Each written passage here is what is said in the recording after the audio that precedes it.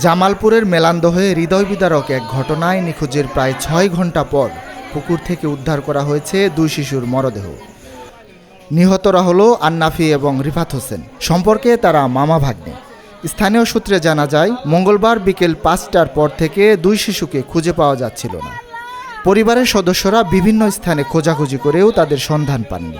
পরে রাত ১০টা ৫৫ বাড়ির পাশের একটি পুকুরের ধারে ২ শিশুর জুতা ও খেলার বল বাড়ির পাশের একটি পুকুরের ধারে ২ শিশুর জুতা ও খেলার বল দেখতে পান স্থানীয়রা। এরপর পুকুরে তল্লাশি চালিয়ে তাদের মরদেহ উদ্ধার করা হয়।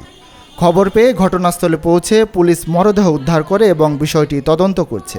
এই মর্মান্তিক ঘটনায় পুরো এলাকায় শোকের ছায়া নেমে এসেছে। স্বজনদের কান্নায় ভারী হয়ে উঠেছে গ্রামের পরিবেশ।